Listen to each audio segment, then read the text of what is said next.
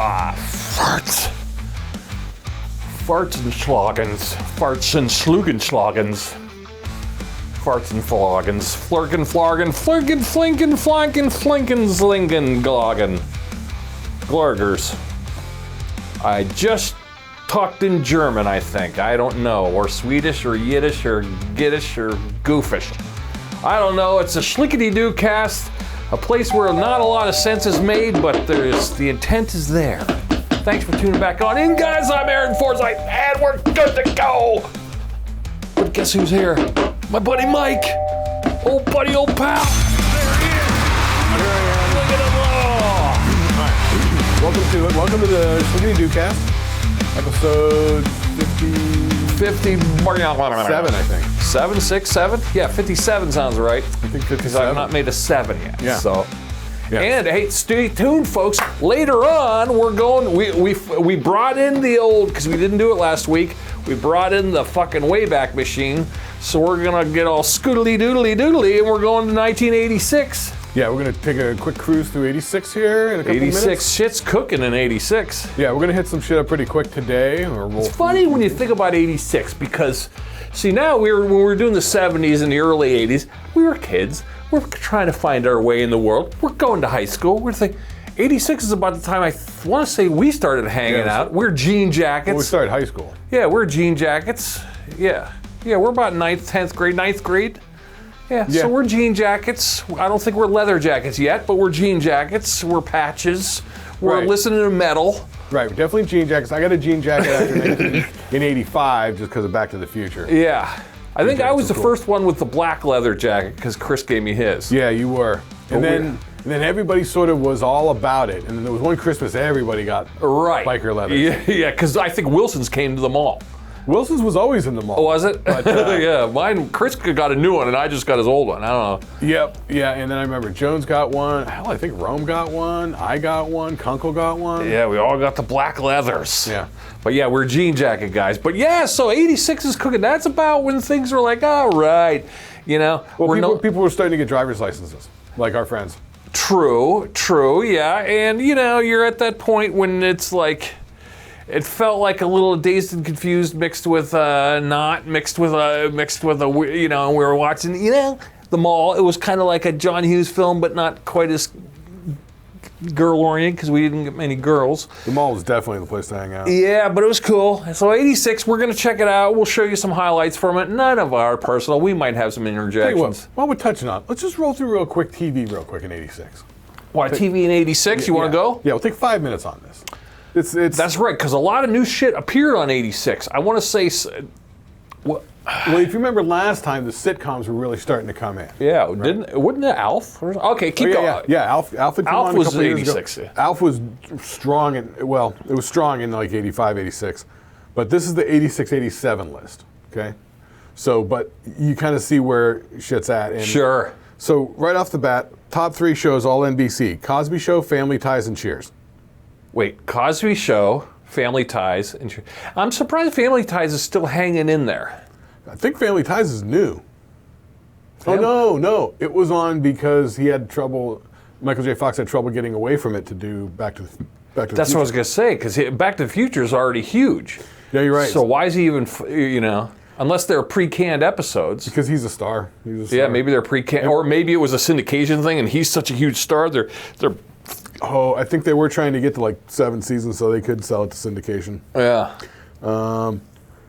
So yeah, Cosby Show, Family Ties, Cheers. And then CBS is fighting with NBC the whole time, right? So you can see the counter program. You got the 30-minute sitcoms, and over here, Murder, She Wrote. Old timers, yeah. NBC, Golden Girls. CBS, 60 Minutes. NBC. Wasn't Perfect Strangers coming out? Night Court. I want to say Alf and Perfect Strangers came out in 86. Balky? Yeah, maybe. He's not on the top 10 at this point. That one maybe took a little bit to get on there. Yeah, maybe it was just debuting but not registering on the charts. You know, it was doing big. Night Court was doing big. I see. Yeah, that was last week. Yeah, we talked about it before. I like Night Court. I always thought Night Court was good with Bull and John Larroquette. Yeah, it was solid. All right, and then Marky Post. Then they got I love Marky Post. Then they got 3 ABC ones. So this is where ABC's at during this time. They've got Growing Pains, which is one of their sitcoms. Moonlighting, which is an hour-long drama. Yeah, which is Bruce Willis and killing I it. think that started the year before. I think this is when it was getting huge. That was huge. I remember watching it. Yeah, there are a couple of years it was like the hottest thing. And then Who's the Boss? Oh, Danza. Okay. So you got Growing Pains, Who's the Boss, which I believe was their Friday night lineup. ABC always had the Friday night lineup. Yeah. That's where they got, Step by Step, Full House. Not Step by Step. It was the one with Urkel. Family Matters. But that's not quite there yet. And then CBS, on the other hand, has Dallas. It's got Newhart, so they're getting into the sitcom. All right, I'm okay with that. NBC's got Amen, 227, and Matlock. Ooh, Matlock. Covering all the bases. Yeah, that was, and considering you're in '86, but Matlock, the guy from Matlock, what's his name? Andy Griffith. Huh? Andy Griffith. Andy Griffith, right? He's been around since Talkies. Yeah. You know what? I heard Kathy Griffin say one time. I like Kathy Griffin. She says, all names like that, they're all Griffin. The only Griffith is Andy. He's the only one that's Griffith. Everybody else is always Griffin. I did not know that. It's Merv Griffin, Kathy Griffin. It's always Griffin. The only Griffith is Andy. Now, we're in TV land. Isn't '86 also the year Fox News or Fox Channel debuted? I don't think so. Maybe it did, but if it was... It was low on the totem pole. Well, it was only in a couple of cities. Oh, right. Like, if you remember, we didn't get it here until like 91 or 92. I feel like it was, I don't remember noticing it until it was like, Married with Children or something like that. Because I remember... Or Simpsons. My first instance with Simpsons was, of course, Tracy Ullman show, whatever. Sure. But seeing Fox was from the Canadian channels, because we didn't have one in here in Erie. Yeah, that's right, yeah. So it was sort of late to the game. Yeah. Okay, so tied with Matlock is the CBS Sunday night movie, the NBC Monday night movie. Okay. Monday Night Football right under that. Kate and Allie still hanging on. Oh. NBC Sunday night movie. Oh. L.A. Law. Oh. My sister Sam. L.A. Law was big, though. Everyone loved L.A. Law. That was big. The parents loved that show. I think L.A. Law is on its way up at this point. Yeah. Yeah. Highway to Heaven, Falcon's Crest, Dynasty, Knots Landing. Miami Vice is down to 26, or 36. 26. Why is the Miami Vice? I thought Miami Vice, well, that's kind of...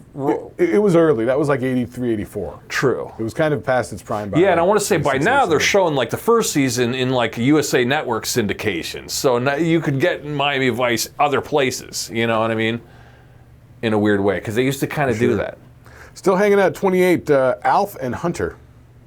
Hunter? Oh, man, I forgot about Hunter. And then another ABC one, Head of the Class. Head of the Class. Who's in that one? Howard Hessman was the teacher. Then you had the students. In amongst the students, you had the girl who married Mike Tyson, Robin Givens. Robin Givens, okay. You had the guy who is now in charge of Paramount Network, Brian Robbins. He was the bad boy. And you had the fat guy who was Dennis Blunden, who was then he ran Nickelodeon, Dan Schneider. Oh, didn't they make a doc on him? If you watch the doc, it's actually not on him. Oh, okay. Basically, he gets really tarred with a bad feather, but really the only thing people accuse him of is just being sort of, in a way, a little bit generally creepy, you know what I mean? He was sort of one of those, like, shoulder rubs and hugs sort of guy, which, that's what they ran out John Lasseter out of fucking Pixar for. Yeah. Which, that was harsh, too. That was some bullshit. Yeah, I mean, is that like the manager from New Kids on the Block guy? That's Lou Pearlman down the yeah, like, is that, it's beyond, it's more innocuous than Lou Pearlman, but kind of getting in that department. Thing in that documentary where they're talking about the Dan Schneider, the whole Nickelodeon stuff, it wasn't actually him. Yeah. There was a couple of other guys that were on set. One guy was like a dialogue coach. And he was But it was more complacency and more just kind of like... Well, there was a general thing where a lot of people think that he had like a weird foot fetish, because he was always doing gags with the feet. Right.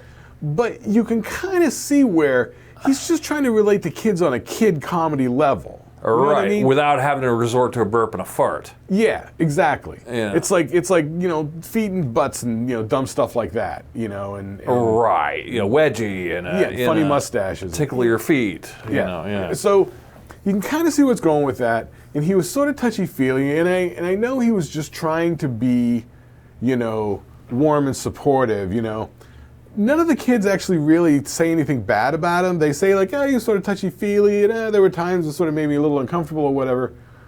But nobody ever really said that he did anything bad. That I thought the one dude that did though was one kid from the show. That was from that acting coach guy. Oh, it was the acting coach guy. It wasn't actually him. Right. Oh, okay. That's the thing. There was an acting coach guy, and then there was another guy who was like a set designer. I gotta see that. Like What was the name of that? What was that? Was it on HBO? I feel like it was on HBO. Yeah, it was a documentary Yeah. on Nickelodeon guys. Right. And they had yeah I know. I'm trying to blank. And it was something on the set, right? Yeah. I'll look it up real quick here. But anyway, that is that's the TV rundown. So that's sort of where we're at. Yeah. So we don't have to do TV later. Yeah. Speaking of which, yeah. Well, we'll touch back. I hate to use the term "circle back," but we'll circle back on TV later. But you were gone. We didn't do it last week, so we didn't. Right, that is true. You're gone. We won't talk about too much because we don't want to give too much away, but... I found it. Quiet on the Set, the dark side of kids' TV. That's it. Quiet on the Set. Was it an HBO? The Investigation Discovery documentary. So Investigation Discovery is owned by HBO now. All right. Yeah, okay. So there we go. Now we got it. Okay, yes, I was away last week. We don't have to talk so much about the gig. I'm more curious on, so you fly out of Erie, you're on the plane. What's going on in plane land? Like, did they check your passport, your papers, sir? Give me your papers. So when you go to fly now, they want to do the real ID thing. So Sure. I did that when I got my driver's license when I got here. Yes, you're real ID'd up. I'm not. You are. Yeah, the lady was like, "Do you want to do the real ID?" And I was like, "How much is it?" She's like, "It's $3 extra." And I'm like, I'm never going to do it, on its own. Yeah. I'm not going to get motivated to do it by itself. But we're here at the DMV getting a license. Why not?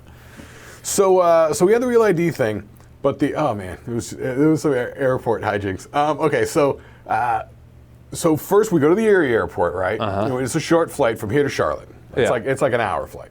Charlotte's great. You look on the map, Charlotte is straight south of us. Yeah. It's like head south, Yeah. go. Quick flight. Yeah. Tiny plane though. I hate the tiny planes. I really hate the tiny planes. I may begin driving to Cleveland.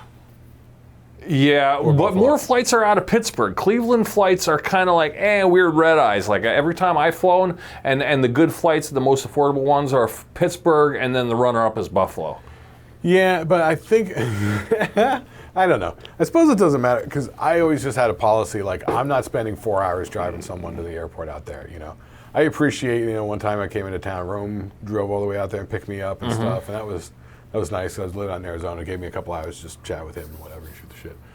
But if we're the ones taking it, I guess we drive out there and, I don't know, maybe rent a car, drive over there, turn it in, fly out, rent a car, drive back, something, I don't know. Well, they do have those. It's funny, like they're cheaper than car rentals. Apparently, they're kind of like Airbnbs for cars. You can borrow somebody's car. Right? Yeah, I don't know what. There's an app for it or something. Yeah. I don't know. It's like if we were flying out some place for a week or something like that. Like we debated, does it make sense to drive my car over to the airport and leave it in long-term parking over at the Erie airport? You know what I mean? For like a week. It's Erie. Nothing's going to happen or whatever. No, but they do charge you for. I've done it before, and it's like $40. Oh, like $40 for the week. Yeah, That's which is it's like at the same price as back when I did it. Their Uber was new, so Uber was cheap, but Uber costs more nowadays. So it's probably like $4 a day, 10 days, $40. Something Yeah. like that probably. Okay, that's not too bad. You know what I mean? Yeah. So the Uber thing, real quick, I will say when we got back, my girlfriend had the Ubers pulled up, and we're waiting for the bags on the baggage carousel, right? And she's got it pulled up, and she's like, Uber's like $12. I'm like, okay, boom, boom, boom. Got the bags 3 minutes later. It refreshes, $44 now. Because the plane came in. There were like 12 people grabbing Ubers. You know what I mean? All at 11 o'clock on a Monday night. So you could have potentially got it for $12 if you're 10 minutes sooner. That's their surge pricing or whatever it is. Wow. Because They're getting crafty. They are crafty some bitches. They were doing it for years. Yeah. It's like I don't know about here, but in Phoenix, and I didn't do a lot of Ubers, but people tell me, because it's like if you go from like, here to here, right, on a regular day, it's like, $12. But if you go from here to here on like a Saturday at like 10:30 p.m., it's like triple the amount. Yeah, like say, oh, the game's letting out, or God forbid the game's letting out, then it's even more. Yeah, that's like $60. Yeah, I remember Chicago Ubers, and it was always like, oh, Jesus Christ. Everybody's like, oh, just grab an Uber. Like everybody says that. Like, I don't know if that's that many Uber drivers in the city. But Erie Ubers are kind of funny because, 8 times out of 10, I might know the person, let alone, or they look familiar, or it's like, you see one, you can see the map, you see like one dude driving around, you'd be like, oh, okay. Yeah. Flag him down. Yeah, he actually ended up, I think he came from the east side, but, it's Erie, so it took him like 10 minutes to get there. Yeah. It's like no big deal. But okay, so flying out, so we go to the Erie airport to go out, right? And so we go up to the TSA, the security guy, right? And so he goes, you got the real ID or whatever, or like passport or whatever. And so Papers? And so papers, please. So we're like, what do you like? What do you prefer? And he goes, I like the passports because they slide right in this slot here and scan real easy. And we're like, okay, cool, passports it is. Cha-ching. So we get in the passports, boop, boop. Girlfriend gets fucking scanned in, passport, boop, boop, good to go. My thing fucking scans my passport. And there was something with my boarding pass because she booked them under her name, right? Oh. So this occasionally happens. And it was also, I think, because first time using the new renewal passport. You know what I mean? Right. So he's like, I see your reservation, and I see you, but you're not associated with it. I'm not sure. He couldn't explain it to me. So he prints out a thing. He goes, go back to the check-in counter, have them reprint the boarding pass. And I'm like, because he made a note in the system or whatever. I'm like, okay. So I walk all the way back out over there. I get back there, and they're like, hey, what's going on? And I'm like, the guy with the thing. And the lady's like, what? This makes no sense. She's like, come on, I'm going with you. I want to find out what's going on. So she comes back with me, doing the thing. And then, so he put the thing in the system. She got the thing. She reprinted the ticket. So now the ticket had the thing in it. So we go back. Then he's waiting for the system to update that they reprinted the ticket and I got it now, right? So we're standing there for like 10 minutes waiting for the thing to update. I don't think it ever updated, but eventually, just go. No. Eventually, his supervisor is like, he's like, what do we do? Just old school manual way? And she's like, yep. And so he's like, okay. So he just gets in there, manually puts the stuff in, puts me the boarding pass, and go through. Okay, fine. Then we go. Man, was it there or was it Charlotte? Now this is in Erie. Everyone's pleasant in Erie usually. Yeah. This was in Erie. Yeah. Okay. So then they're the next pretty thing, business in Charlotte. Yeah. So after you go through the little TSA checkpoint guy, then you got to do the thing where you get in the little rotating booth. Oh yeah. And they do the sniffer thing because they're looking for explosives or something. Yeah, residues, I guess. So I go and I just step into the thing and I put my feet on the thing and I put myself in the position. I'm just standing there and nothing's happening for like 5 minutes. I'm just standing there. I'm like, is there a button I need to push? Like, what's going on? Then eventually, this TSA guard, this black lady, she comes over. She sticks her head in the door and she goes, you're not supposed to get in there. We're frisking somebody over here. And I'm like, oh shit. She's like, you're supposed to wait. And I'm like, oh, it's been a while since I've flown. So I'm like, oh shit, okay. So I step back. At this point, shoes on or shoes off? Shoes off. Yeah. Okay. And everything's in the buckets. You know what I mean? Nothing's in my pockets or whatever. And so they finish frisking. So she's like, you can go in now. I'm like, no, I'm good. She's like, get in there. I'm like, all right. So I get in there. They scan me, and then they have to give me a hand pat down because they think I'm hiding something in my balls, between my balls and my leg. Really? Did you have anything there? No, not like a coffee just filter? Just fucking man something? meat, man. Huh? Oh, it's just taint meat, and they're like... Just man meat. Yeah, okay. So apparently... That's flattering. So apparently my shit's so thick that the scanners can't penetrate it. The guy's got to give me the fucking pat down. He's got to glance over my dick and balls. That's all right. And so the funny thing was, he's like, we can do this in a private room if you want. And I'm like, whatever. It's Erie. We're all friends. I think I said we're all friends, and he goes, it's Erie. I'm in the movies. So I was like, yeah, whatever. So then, funny thing is, then when we're coming back, I think when we were getting on the big flight, in Phoenix. Same thing happens, not with the scanner booth. But, I go through the thing, and they need to give me a hand pat down because they think there's something between my balls and my leg. Wow. Huh. Wow, okay. Now, I will say, kind of hot. My balls are probably stuck to my leg. Probably made Sure, but you'd think that, is it your gooch or is it your package? Or is it just like... It was showing like... Gooch chub. Like it was like off the side of my balls between like my balls and my leg. Wow. Sort of thing. Yeah, same place. Same place both times. Wow. Yeah. So just a little chub or something? Like, yeah. Not for me. Huh, okay. But Wow. But yeah, so you say so I had that, so that was sort of fun. Girlfriend's bag when we were getting onto the plane in Phoenix. Yeah, I was going to ask if she had any issues. Yeah, because we all had quite a bit of luggage because we went out there to do some gigs, right? So we got a bag with our clothes and shit. Then we got like a carry-on with like shit we need to keep an eye on. Yeah. You know what I mean? Like laptops and... Yeah, iPad, phone chargers, shit you want on the plane, earbuds. Yeah. Took a sweatshirt, thank God I did, because the flight from Charlotte to Phoenix, man, it got cold and I put on a sweatshirt. You know me, if I put on a sweatshirt, it's fucking chilly. Yeah, you run hot. But it was nice. So then she's getting on the plane in Phoenix, going through the TSA. So she's got this gear backpack that we had got. It was like a rock something. It's a backpack made for like DJ gear and shit. Yeah. Right. So the pockets it's all padded, a little bit, thicker or whatever. So we got it crammed with gear and headphones and all sorts of shit. So it goes through the scanner thing, and she said she thinks that the X-ray guy was either getting trained or he was training a new person on the X-ray thing. Oh. So it was like, so they flag her bag, so it goes off to the side, right? So every time they flag a bag, this lady's got to come over, take the bag, bring it over here, with you standing there, open everything up and go through it and stuff. It's hysterical. So we see this old lady getting her bag gone through. Mm-hmm. She's got something from Amazon in there that's all like taped up fresh from Amazon, not opened. Yeah. And so they open it up and it's some fucking like, weird like Asian tea set where it's got little canisters of different Asian teas or whatever, or stuff like that. Like moon tea or moonlight tea or something. I don't know. And then there was another guy that had a suitcase that got pulled out, that got searched before ours. He had a bag of like fruit in there, like apples and bananas. Oh, they don't want to take I've seen the smuggler shit. They don't like you taking fruit and stuff like that. No. Well, definitely not in the international flights. You definitely can't do the fruit. Yeah. But I think they were okay with it, but it's weird. It's weird having the fruit stuffed in the middle of your fucking clothes. Yeah, because they don't want invasive species. They don't want any kind of weird, you can't be, any weird worms or anything. Yeah, with the international thing, yeah. They're serious about it all at the international thing. You don't want to fuck around with them.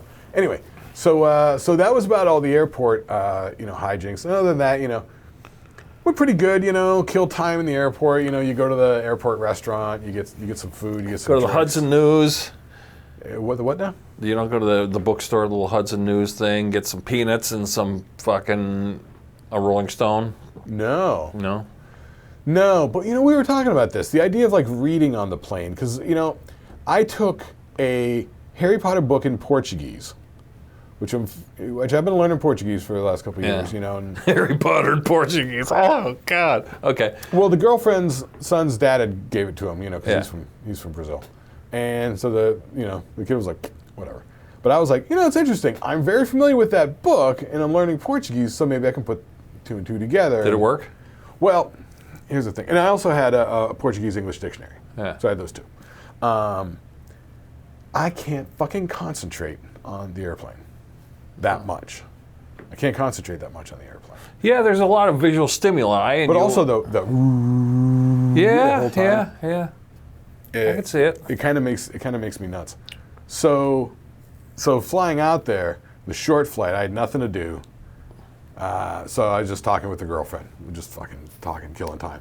And then the big flight on American Airlines was nice because they had power plug-ins. They had like USB plugs, so you could charge your phone and that sort of thing. And like even a little place to hold your phone on the back of the seat in front of you, right? Right. And then they had this American Airlines in-flight entertainment thing where you can get on their little Wi-Fi on the plane. Yeah, that's new. I've never dealt with that. I know. I was real surprised. I've seen it before on those international flights, like going to Brazil, going to England, stuff like that. But I was very pleasantly surprised to see all that. Yeah. And I was like, and as soon as I got on the plane, as soon as I sat down, I'm like trying to log onto the thing. I'm going to the stewardess. It's not working. What am I doing wrong? You know? And finally get it going. It was my VPN. Well, we talked about this last time. Yeah. I had to completely shut down the VPN, of course, and then fuck it, because she's like, restart your phone. So, you know. So I did that, you know, so I downloaded their app and whatever. And it's very weird loading, but once you get it loading, it's great. Yeah. So I watched, so it has you're always talking about Apple TV shows. I don't have Apple TV. So I'm like, they had some Apple TV shows. So I'm like, great, we'll take this opportunity to watch some Apple TV stuff. So I wanted to check out Ted Lasso, because I heard, you know, a lot of people love Ted Lasso a couple years ago or whatever. Yeah. I heard the first season was great, second season was okay, third season, they seemed to lost the plot or something. I don't know. I only watched the first ep.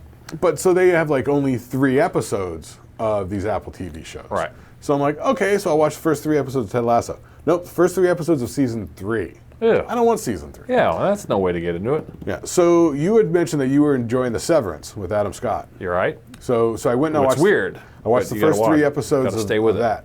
Yeah.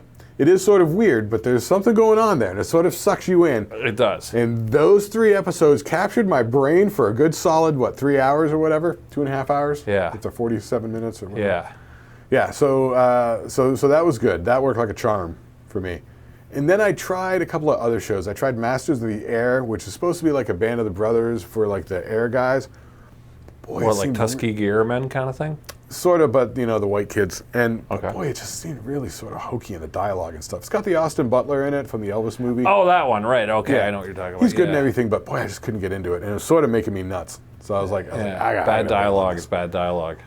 Oh, I hate the old let's talk about the Just backstory. the first scene, the first 10 minutes, I'm like, oh my God, I can't get past it. Oh, I know. They got to tell their backstory in a casual conversation. They're telling their backstory, their nicknames.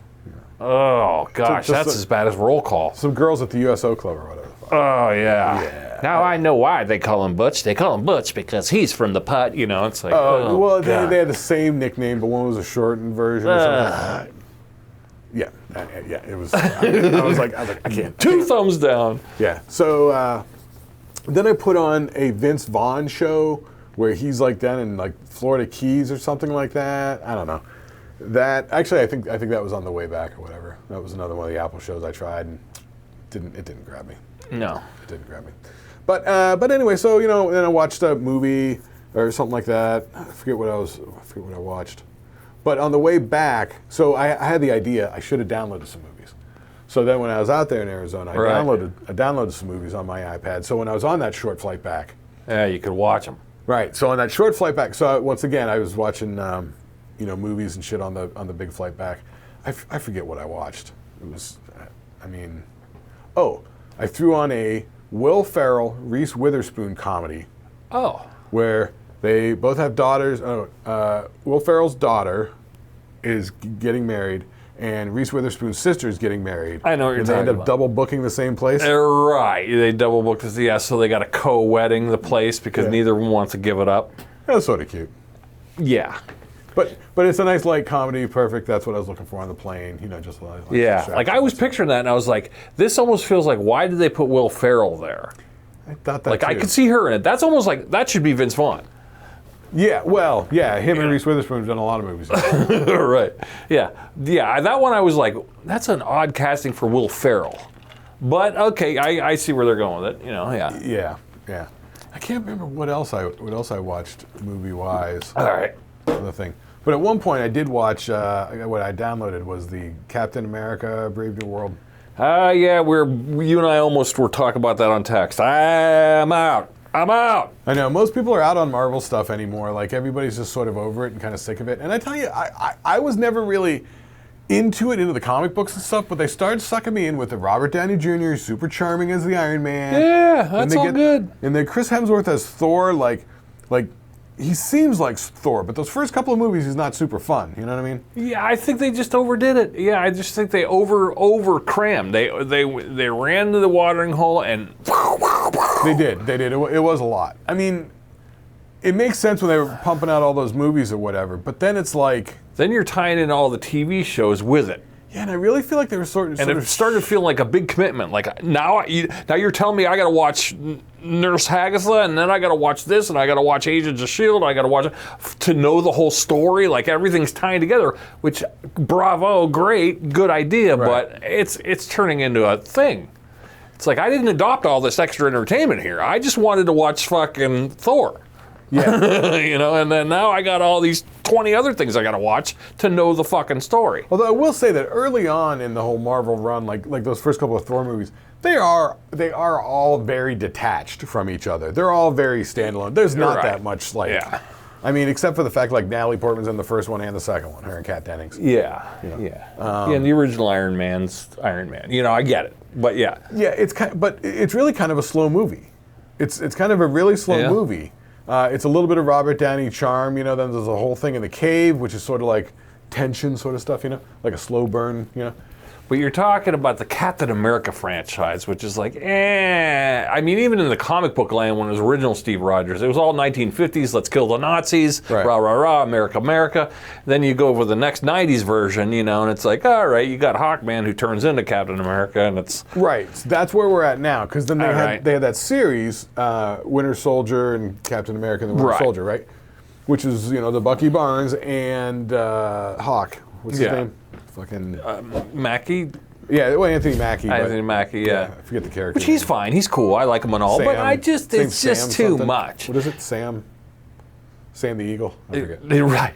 But then you're at, and it's the Captain America character. And then here's the part where I don't like. I think I'm out on, I used to complain, they haven't done Hulk right yet. But then you bring in Red Hulk, and then you got to give them fucking Harrison Ford's hang on, face. before we get to there. I just like to say, officially, my thing is that, did I miss somewhere where Sam Wilson gets super soldier serum, where he gets superpowers? He never had superpowers. He's just a guy Yeah. in a wingsuit, Right. right? I thought so, yeah. And I thought that windsuit was just like super Iron Man-y. He's doing the thing where he's throwing the shield, it bounces up, he sticks his arm up, and it goes. Whoop. I always thought that sort of shit was just because Steve Rogers had the super soldier serum, and he was like, Super guy. super guy, right? All right. But now, Now they're giving him super guy qualities mixed with the technology, and it's like, all right, we're getting a little too cartoony here. I always thought he was like the Hawkeye and the Scarlet, or what's her face, the Red Widow or whatever. Yeah. Like where- Tony Stark doesn't have superpowers, he Right. just has super tech. Like Batman. Yeah. Yeah. Yeah. Jumping over to DC. But okay, so for the Hulk thing there, I never watched the first Hulk Harrison movie. Ford, all right. The grumpy president who, okay, he's done. No, so we were talking about this. You're Red kind of Hulk. out on Harrison Ford. Oh, I'm out on 'cause you were Harrison watching- Ford. What is it, Shrinking? Is I'm that- watching Shrinking on HBO. Funny No, comedy. that's Apple. Or Apple. Yeah. Yeah, not, I mean, I like the show. The show's... Wait, who's he in that with? Is that Ashton Kutcher? No, what's his name from, you know him.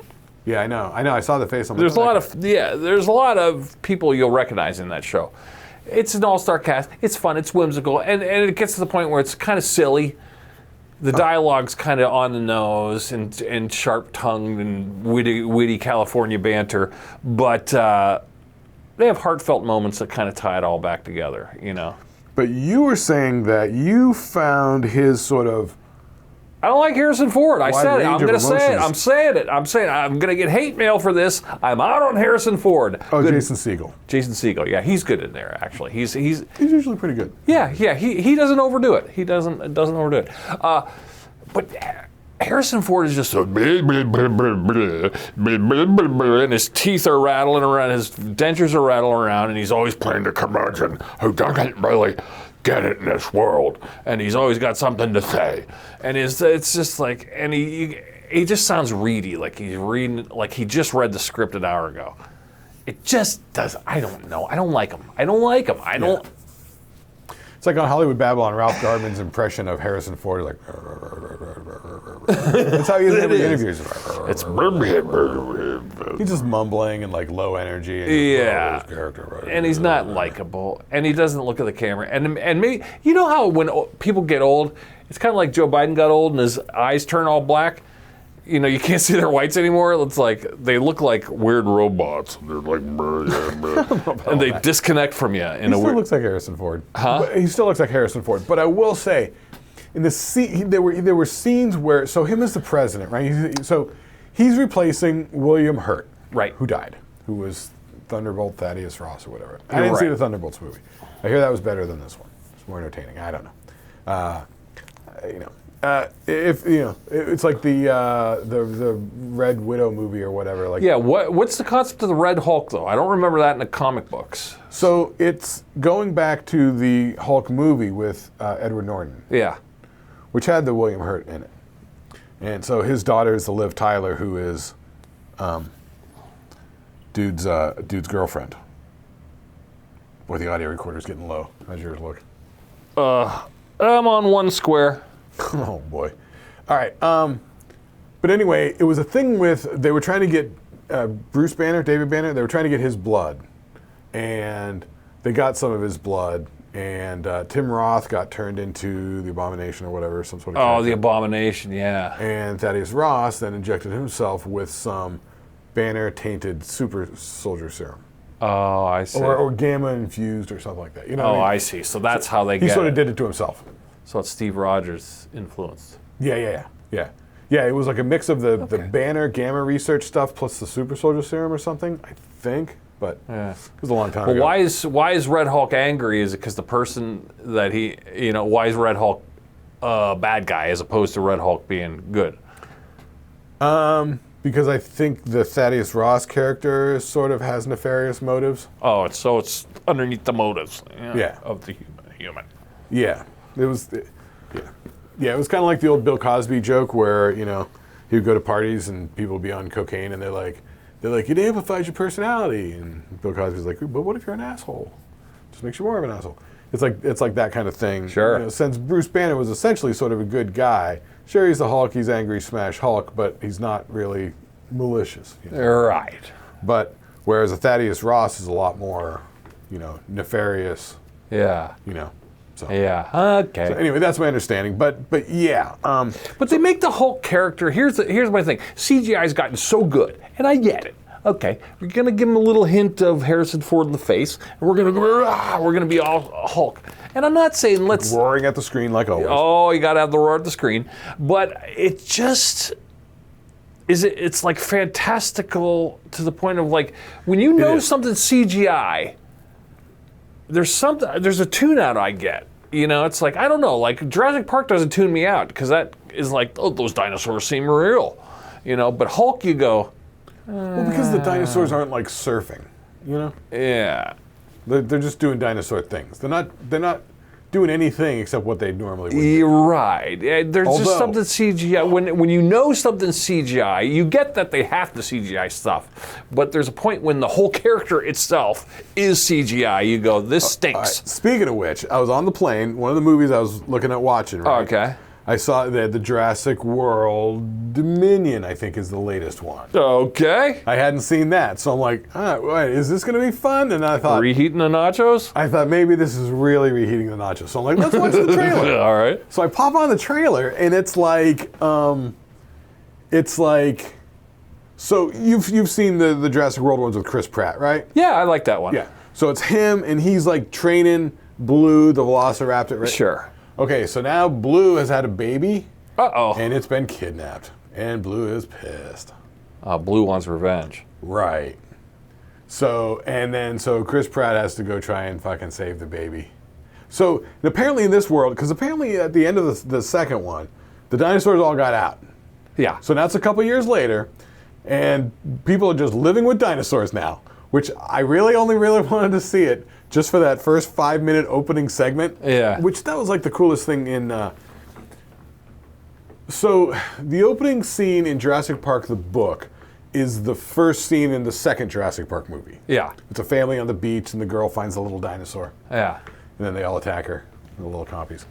Yeah. Anyway, but yeah, so it's like that sort of scenario. So I don't know. I couldn't pull the trigger to watch it, but I watched the trailer. I know. And there's always the overarch of the manufactured baddie dinosaur that the evil bad guy stole the genetic code for the old bones. well, Yeah, they they've been put the doing bones with- in a thing.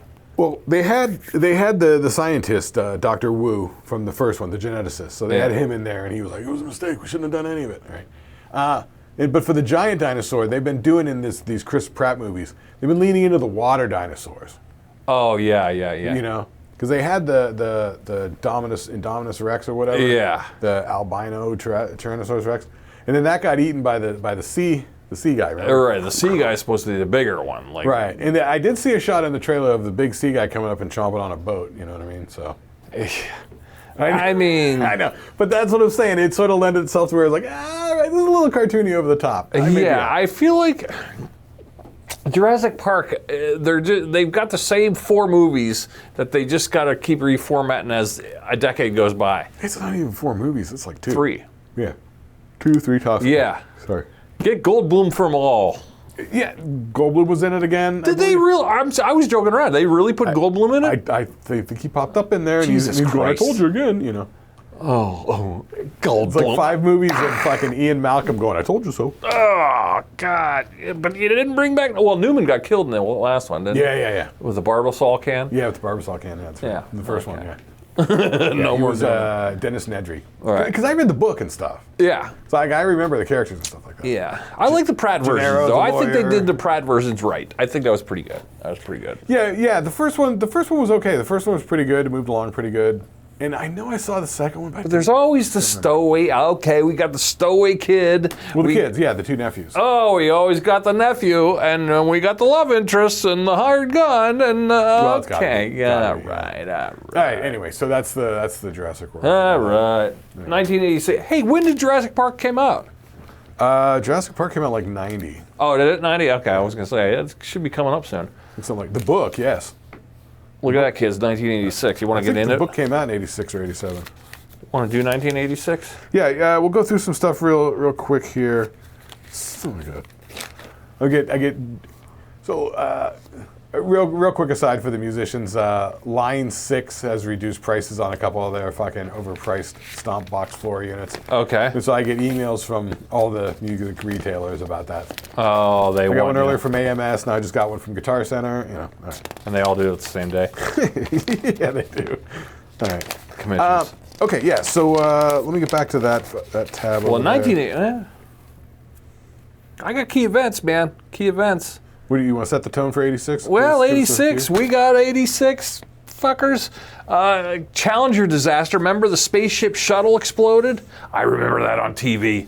We were all watching in school. Yeah, they pulled us in the library to watch the launch. And then Yeah, it fucking blew killed up. everybody and it exploded. It was the first teacher. So the big deal of that was they gathered us around because it was the first. Krista McAuliffe was the teacher. McAuliffe, on the it. teacher, yeah. We all remember her name. Yeah. So she. All the teachers were so excited about it. She's a teacher going into space. And it's Now, like, we had told you also about the years building up the nuclear Red Scare and the nuclear disasters. Red Scare is against Communism. communism. Yeah, but there's always this, America, rah, rah, rah, and the nuclear big disaster. bad Russians. Yeah, well, the nuclear war. the Russians, guess what? They had Chernobyl. Yeah, They blew it. that was 86, huh? Yeah, that was 86. Yep, the nuclear reactor in Chernobyl plant went off in Soviet Union. Basically, yeah. You should actually, you want to know all about it, know who did a good job of it. Was it on HBO, that Chernobyl? That HBO miniseries? I Yes. did not watch it, dude. The funny thing is, I didn't watch the last episode. It was really good all the way up until that last one. I was just like, I think I know how it ends. But, it's pretty good. I heard that. I heard a lot of people liked it. And if you want a history lesson mixed with how they looked at it, it's pretty on the nose. It just seemed like it was going to be super fucking depressing. It was bleak because it was 86, but to capture Moscow in 1986 was kind of Oh, like the production design and stuff? yeah. Ooh, I bet that So was pretty good. it looked like Well, the thing America, is, but a little bit more bland and tell you, gray. they film all that stuff. It's like in Budapest or Czechoslovakia or something like that. It felt like it. There's a couple of cities there in like Eastern, Southern Europe that didn't get bombed in World War II, so they're still pristine and stuff. That's where they film all that stuff, where it looks like Yeah. historical Europe and stuff. Yeah. Yeah. Well, okay, what else happened there? Well, we got also the first global AIDS effort, World Health Organization. Good, because AIDS was struggling for a couple of years trying to gain traction. It wasn't really catching on, but then they put some money behind it, and it yeah, the music industry and MTV and everything like that was kind of bringing awareness to it, I think. I think a lot of like stars and stuff like that getting AIDS was like, okay, well, we better pay attention. Because Ronald Reagan was looking the other way, you know? Yeah. I think Ronald Reagan was kind of like, we're not going to deal with that. You know, I was watching a little documentary on the B-52s. Okay. So, you know that blonde singer in the B-52s? There's Kate Pearson, and then the other one, what's her name? Right. Her brother was the guitar player. Yeah. But he died of AIDS. He was one of the first celebrities to die of AIDS. He died of AIDS, like, I think... Before Rock Hudson? 2 weeks before Rock Hudson announced he had it. Wow. Yeah. Yeah, Rock Hudson was the big deal. That kicked open the door. And then, you know, of course, you got the Freddie Mercurys and people like that. But that was a couple years later. Yeah, but there's a lot of Broadway stars and stuff like that were starting to get it. And people are picking up on it, you know. Yeah, yeah. But I think it was just, from what I remember, it was kind of like the Reagan people were just kind of like, they weren't saying anything bad about it, but they weren't really rushing to the help. No. Kind of turning a blind eye to it. Because they thought they could maybe ignore the gays.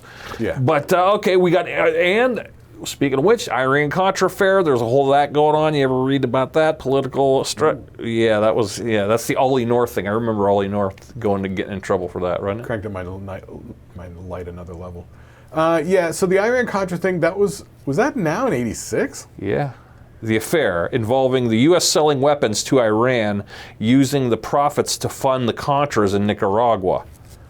But I don't think it came out and was a thing until 87, 88. Right, when Ollie North was on TV. Yeah, and they were grilling Reagan about it, and it was like the end of his term, because he got elected in 80 and 84, so he was going out after 8 years. Mm-hmm. So they were trying to shield him so he didn't get, scapegoated with the whole thing at the end of his presidency.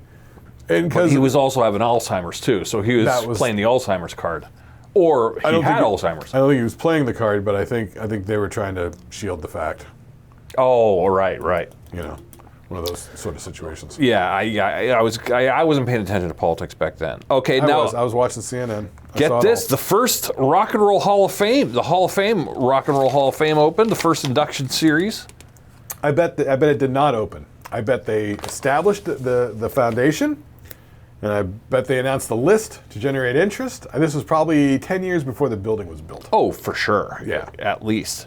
Yeah. But the first group of musicians was, of course, Elvis, James Brown, and Chuck Berry, blah, blah, blah. Makes sense. Let's see. Oh, the first, get this, all the way from Nashville, Tennessee, Oprah Winfrey. Oprah Winfrey's show began. National syndication became a major success. So I was just watching earlier, that Saturday Night Network on YouTube? They have a channel where they just go over Saturday Night Live stuff, and they were going by season and stuff. Yeah. So they just put out, today, they were actually streaming it live, where they did a short mega mix where they go through each season 15 minutes. They just hit the fucking highlights and move on, right? So they're hammering through them. And they got to, what was the last thing you just said? Oh, Oprah. Oprah. And they were talking about a season 8 maybe, or 9 or 10, where Oprah hosted it 2 weeks before her show started. Oh. Because she was doing her show in Chicago. Yeah. So she was known in Chicago. She had a fan base in Chicago. Yeah. And so they had her host Saturday Night Live. I think she had done The Color Purple. And did she get nominated for an Oscar? Did she win an Oscar? I don't know. The Color Purple? Probably. But then her Chicago show was going to go national in 2 weeks. So she hosted Saturday Night Live right before that. And one other little blurb. All right, do you remember this? The Hands Across America. Oh, yeah. That was a big deal. Mm-hmm. Oh, that was to fight hunger. See, I always thought that was an AIDS thing, but I guess it wasn't. It was fighting hunger. Yeah. Public event, approximately 5.5 million people forming a human chain across the United States to raise money to fight hunger and homelessness. The thing in the 80s started with, I don't even know what it started with. Is it the We Are the World bullshit? Right. Well, before that was the Do They Know It's Christmas Time, which was Bob Geldof doing that over in England. Right. Then they did the We Are the World here in America. Yeah.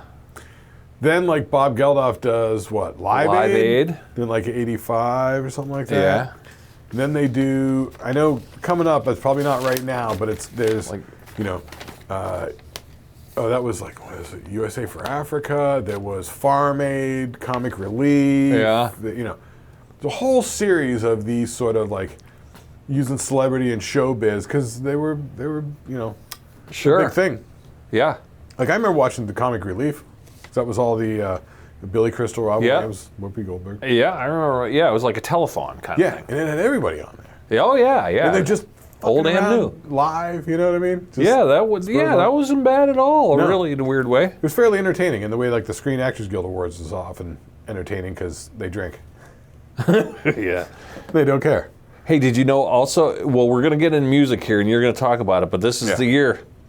Horrible bus accident involving Metallica took the life of Cliff Burton. Right, That's where we lost Cliff Burton, right. which is kind of wild. Yeah. It's kind of wild, yeah. That made the news. Then, Tell me about music. What were you doing there? Because I got stuff on here from music. Boy, it goes all over because music is reigning supreme now. we're going to segue from that because you mentioned it into the metal albums of '86. Oh, Now, in the interest of time, I went through the huge list of all the albums that were released in 1986 that were metal albums. yeah, I got a top 10 here too. I pared it down. So I've got AC/DC put out Who Made Who, which was a soundtrack for Maximum Overdrive. You're right, Stephen King. Yeah. Stephen King written and directed. Not really metal. Billy Idol, Whiplash Smile. I always like Billy Idol. Bon Jovi, Slippery When Wet. Yeah, comes out. that was on the main Billboard charts. Yeah, we'll go through the main billboards real quick. It seemed to start to get a bit of a mixed bag. I feel like VH1 started around here because I it feel like was. Yeah, VH1 was cooking. the Billboard Top 100 sort of reflects it. You'll see when we get there in a minute, like 5 minutes here. Cinderella Night Songs came out.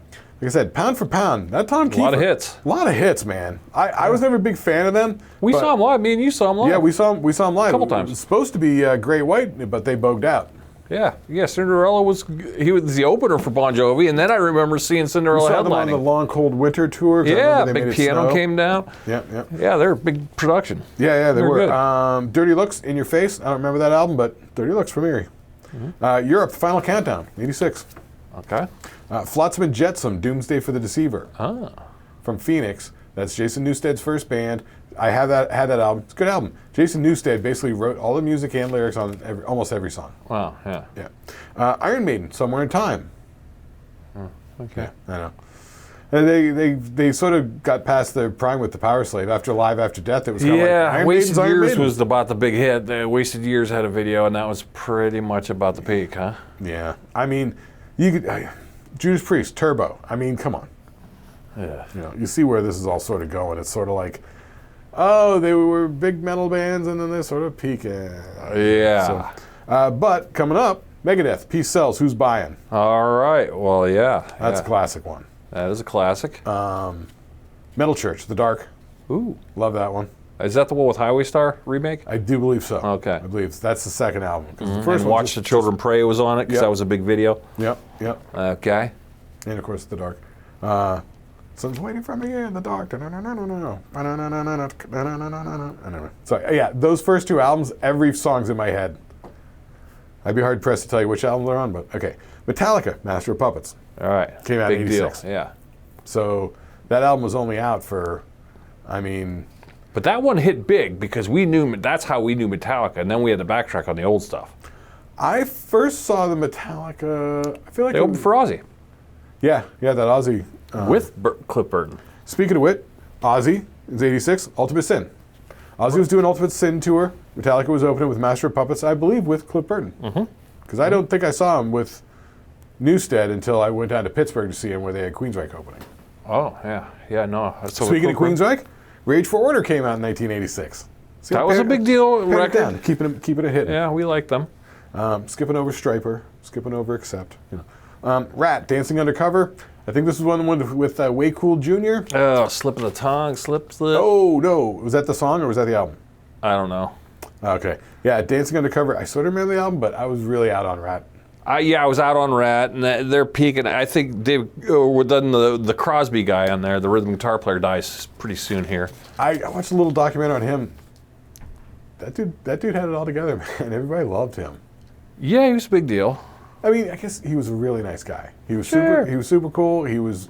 They're partiers though, was but they're, fun. I'm sure. He was a party. He was like 6'4", blonde, killer guitar player, like banging babes left and right, man. It was 1986. What do you want? Hammering 'em. Oh well, I was listening to like the guitar players. Yeah. Like Jake E. Lee talking about when he was in Rat. Yeah. That's how he got up to LA from San Diego when they brought up Warren DeMartini. But here's the whole thing about the whole metal. Like now you're dealing with bands like Bon Jovi and Cinderella, but then you're also dealing with Metal Church. So metal and Metal Church and Metallica and I think because geographically, a lot of what we think of as like metal is like LA metal. And LA metal was party metal. yeah. It was coming in the vein of Van Halen, your Motley Crue, your Rat.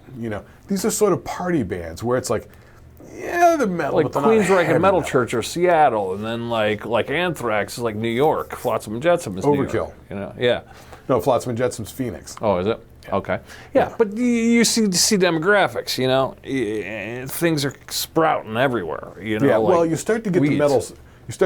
After like '84, you start to get the metal splitting, where there's starting to be this mainstream metal, right? Yeah. Your Bon Jovis, Queensryche, eventually Rats, but then you've got underneath it, you've got the thrash metal, the Metallica, the Metal Church, Anthrax. Megadeth, Anthrax, Overkill, all this sort of stuff, and party metal. David Lee Roth, Eat 'Em and Smile. He goes solo. Which is arguably the best. That Eat 'Em and Smile is great. I saw it in the front Yeah. row. I loved Eat 'Em and Smile. Yeah, I missed that fucking tour. I think I was on vacation with That my was parents. fucking great.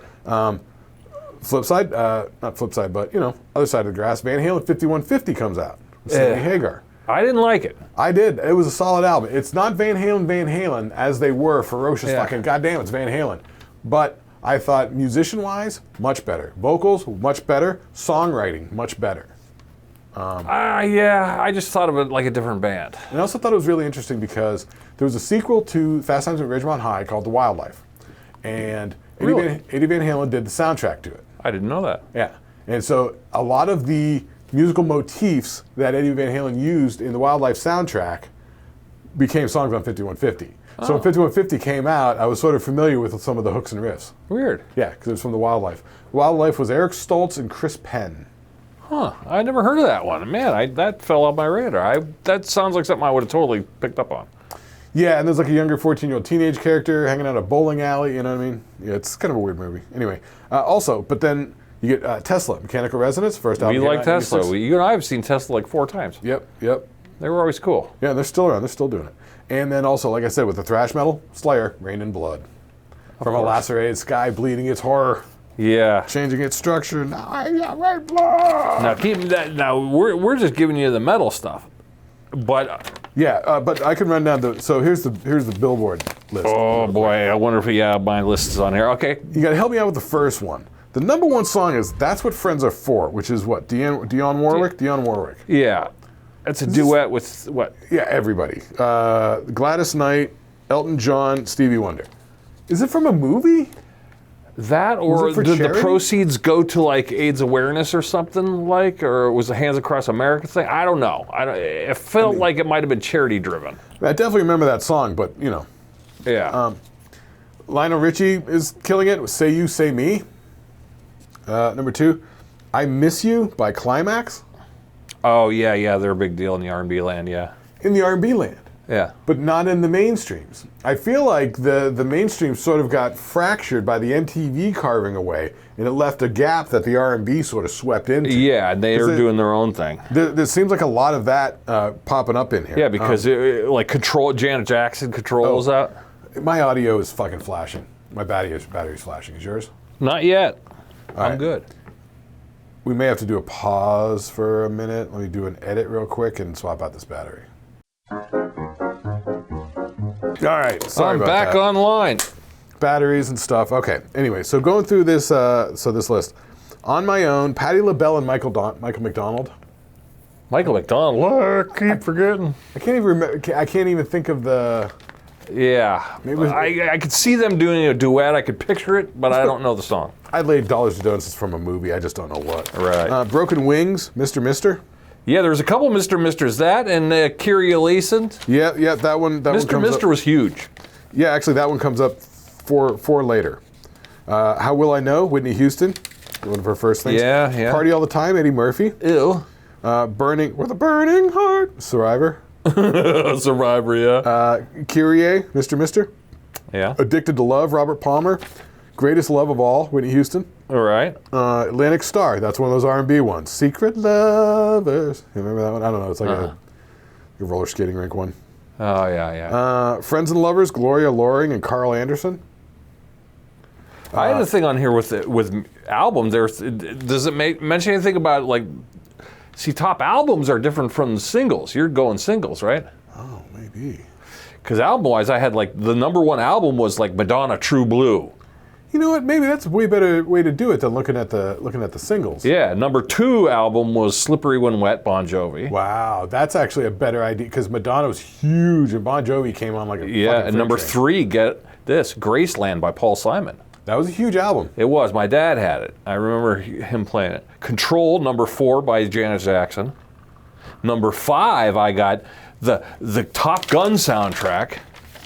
That might be a better. Let's go albums next. Yeah, maybe we'll start looking at albums. Because number 6, crazy to think this one came out. Number 6, get this, Beastie Boys, License to Ill. Right. Big deal. Yep. Then number 7 was Master of Puppets by Metallica. Number 8, Invisible Touch by Genesis. Huge album. Huge. I mean, I think Phil Collins was starting to take over the songwriting. Because you listen to that Invisible Touch song, yeah, it sounds like everything on his No Jacket Required album. Right, yeah.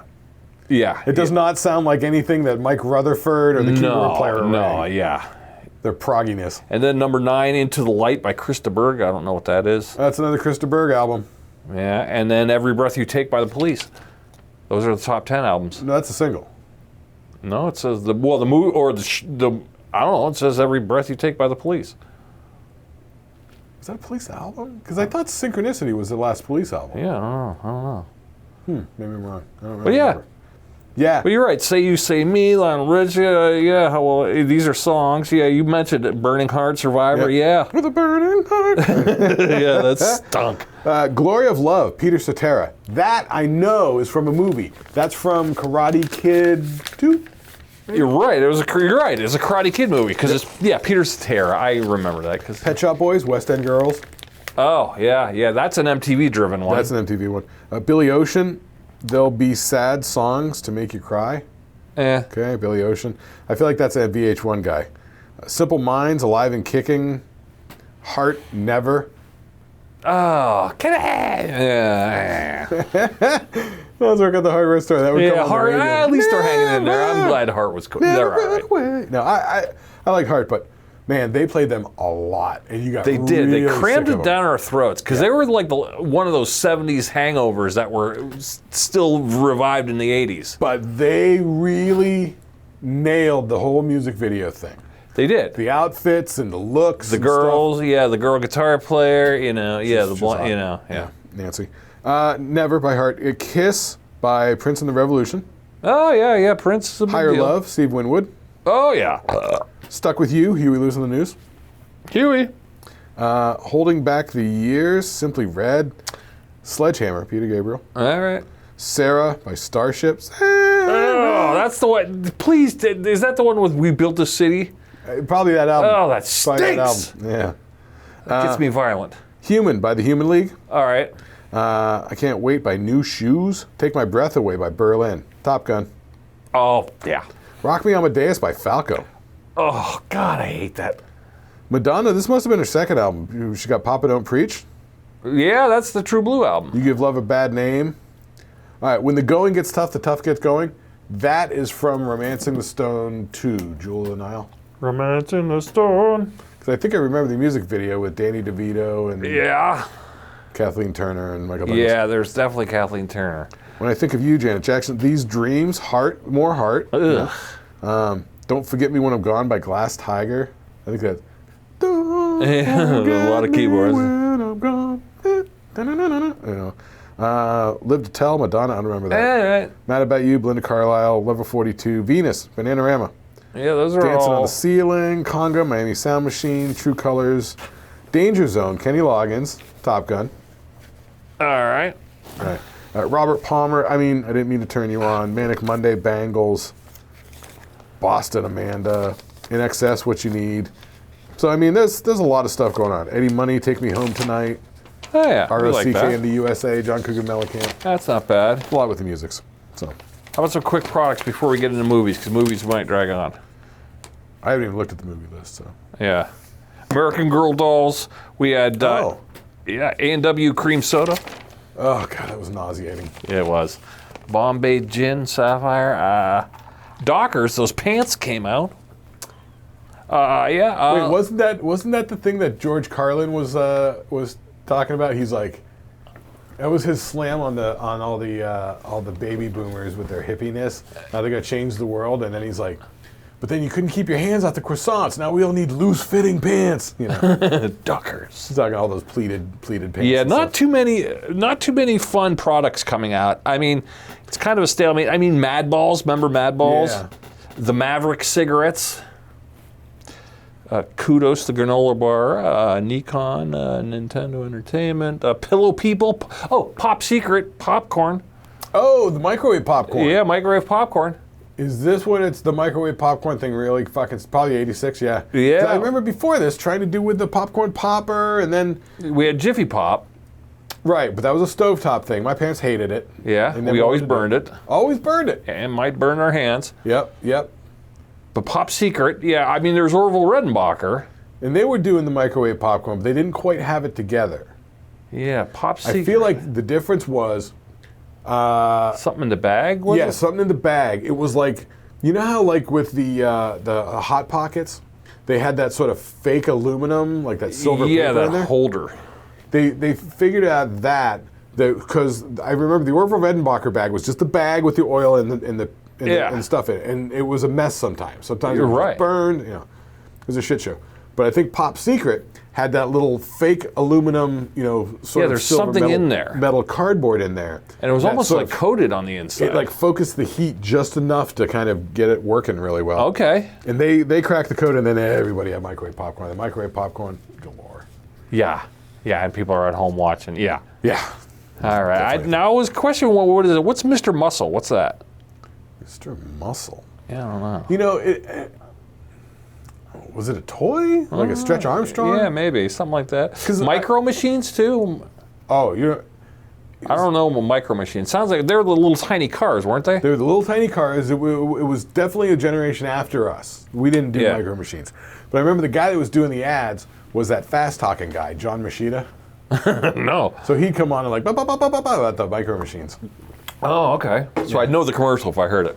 Yeah, because he had done originally like a FedEx ad where it's like some dingy office and all the packages, and he's on the phone and he's just talking super fast. And like, we're gonna get this stuff out, blah, blah, blah, blah, blah, you know. Oh. He had like a world record for like fastest talker. Oh, that's fun. And so he was doing the micro machines ad because he'd come on and be like, "These little micro machines are tiny." Remember, one of the micro machines ones that you put the penny in the back and it would pop them up and they do wheelies. Oh, man, now you're ringing a bell there. Yeah. Yeah. Okay, all right. Yeah, nothing really other crazy poppables, puff-a-lump, push-pop. Roland S10. Didn't we have a Roland S10? I had a Roland S10. Sounds like a sampler. Yeah. No, you had a SU10 and that was a Yamaha. Oh, yeah, no. The Roland S10, though. That was the thing I got off Hall. Had the floppy disks. Only had like... Was it the keyboard? Yeah. Oh, yeah, maybe then. Let's see. Skateboard smack-ups. What are those? Gosh, I don't know. I don't know either. And the Wave Runner. How about the Wave Runner? Oh, the jet skis. Yeah, jet skis. You know, Which are probably popularized by Miami Vice, right? definitely. It's definitely helping. You know what I was looking for was that sort of the Pound Puppy, Cabbage Patch Kids, the Beanie Babies, that big pop toy for 1986 that everybody had to have. Yeah, nothing really. There was nothing really on the list that hit that mark. But I remember by 86, like the culture shift, like people weren't obsessed with like, you know, 8 to 12-year-olds anymore, marketing to them. Yeah. Right? The Pound Puppies and that's what it was like the big show. It was a party going on in 86. They're using celebrity for celebrity causes, raising money. They're definitely dialing in on Yeah, the marketing pay-per-view. machine is focusing on bigger things than stuffed animals for kids on Saturday morning cartoons. Yep, and they're starting to do pay-per-view for boxing matches. They used to have all the top boxing matches on HBO. I remember watching all the Tyson boxing Yeah, matches. that's true. Yeah, there's the always beginning. something on a Saturday night. There's always a Saturday night Boxing, something. Showtime boxing, HBO boxing. Yeah. There's a shit ton of it. And then they started to get in mid-'80s. By this part of time, Don King came up with pay-per-view. Oh. They used to have the boxing matches down at Trump Taj Mahal in Atlantic City, which went broke. How do you lose money owning a casino in Atlantic City that's big enough to be hosting the biggest boxing matches? Anyway. So then with the pay-per-view, then I remember by the end of Tyson's career there, having to go to people's houses to watch pay-per-view Tyson fights. Yeah. Yeah. Okay. But Movies, we've got to do it quick. Okay, yeah. Let's burn through movies. Yeah, we're not too bad, but yeah. Okay, 1986, top movies. Top Gun, Top Gun, I knew that was coming. Crocodile Dundee. Oh, that was a big deal, even though it was terrible. It was so low budget. Oh, but that man, it made so everyone much money. loved it. That's what we always thought was Australia. You know, because we were dumb suburban white kids. We had no idea what Australia was. And here comes Crocodile Dundee with every cliche you can imagine. Yeah, and then the only other information we got later was Yahoo Serious. Oh, yeah. Or MTV was like, oh, new Australian content. No. Yeah, all we had was Men at Work and Crocodile Dundee. Men at Work was better. Karate Kid Part 2. Okay. Power of Love. All right. Okay. Rodney Dangerfield, Back to School. Ooh, Rodney's still cooking. Number 4. Yeah, Back to School was pretty good, yeah. Yeah, Back to School was That was pretty kind of movie. funny, yeah. It was, because he had the kid from Christine Yeah. is his son. I know. I always remember the hey, Teach, can you help me straighten out my Longfellow? You know. Sally Kellerman. Right. I always remember they had, was it Sam Kinison was like the history teacher? Yeah, gave the speech. He was talking about the Vietnam War. Yeah. And then Dangerfield's yelling back at him, Joseph was too much of a pussy to push into Southeast Asia and finish the job. And he's like, that was a good point. You know, that was funny. Aliens, one of my favorite movies Oh, ever. yeah. 86, Aliens, love it. Star Trek 4, The Voyage Home. I don't know this one. Is this the one where they go back in That's time? not the whale, is it? I think the whales. Yeah, Oh, the whale one. yeah the whale one. Yeah, that one kind of, definitely. I think it is, on that one. 86. Yep, that's right. We were done with Shatner by that point. It's still sort of an interesting movie. It's got a few little scenes that are kind of funny, you know, Yeah. like Scotty and Bones McCoy trying to find the transparent aluminum which doesn't exist, and that sort of stuff. Yeah. That's sort of goofy. Anyway, Color Purple. That's what we were talking about with Oprah. Oprah. Yeah. Ruthless People Is it Danny DeVito? and Bette Midler. Yeah, okay. They were like some wealthy Beverly Hills couple getting a divorce or something. Right. It was kind of like a take on War of the Roses, but Yes. more so with them. Because War of the Roses was Kathleen Turner and Michael Douglas, and Michael Douglas and Danny DeVito were buddies. I think they had a production company together at the time. Okay.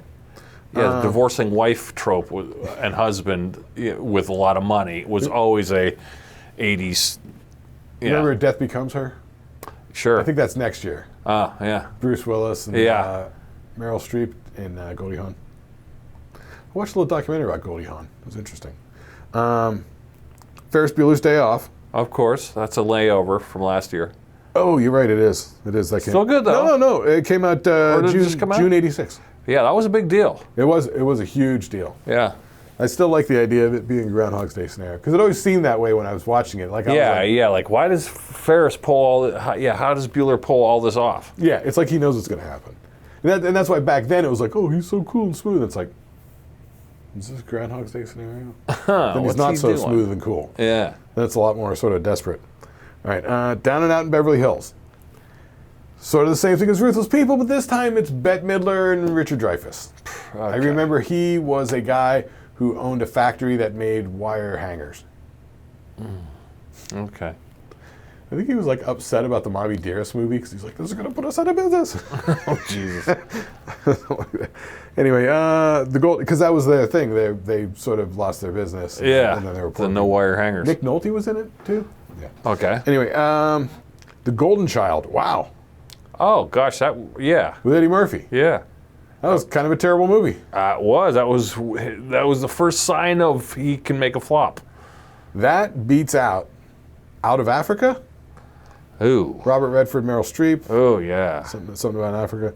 Legal Eagles, which I believe was Robert Redford and Deborah Winger. Yeah, I remember that one. Remember the poster. Yeah. Cobra. Huh? Sylvester Stallone, Cobra. Oh, now Stallone's, yeah, okay, because he'd already done First Blood. He's looking for, he's round 3. What was the story of Cobra? It was like, there was some cop movie that got made. That stinks. And they wanted Stallone to do it, and they wanted it to be like a comedy. I forget what it is. And they want Stallone to do it, and Stallone wanted it to be more like tough guy. Oh. And so they got somebody else to do it, and they made the movie. Oh, Jesus. And then Stallone went and wrote his own script, and it's Cobra. Oh, God, it stinks. I forget. Yeah. Yeah, machismo bullshit. Okay, Stand By Me. Oh, yeah, that was a big deal. Yeah, so Rob Reiner, Yeah. who started on All in the Family, Carl Reiner's son. Sure. I think one of his first movies he's directed was Spinal Tap. Yeah. Marty DeBurgi. Yeah. And then, I don't know, I feel like he did like another movie or two, and then he did Stand By Me, which was huge. Because he was always a Stephen King fan. So he named his, what was his production company name? It was like Castle Rock. So Oh, yeah. Castle Rock Pictures. Still right. That's Stephen King's fictional town that everything happens in. Yeah. Speaking of which, did you see they're from that It movie? They're doing a series on HBO. Return to Derry, yeah. Yeah, Color of Money, Oh, that's the pool one. the pool one. Remember I told you I stayed at the guy's house that wrote the book of that? Oh yeah, Tevis. John Tevis, his name was. I stayed at his house. because The Color of Money, Paul Newman as the old pool shark, and Tom Cruise as the young hotshot Vince, Yeah. I guess.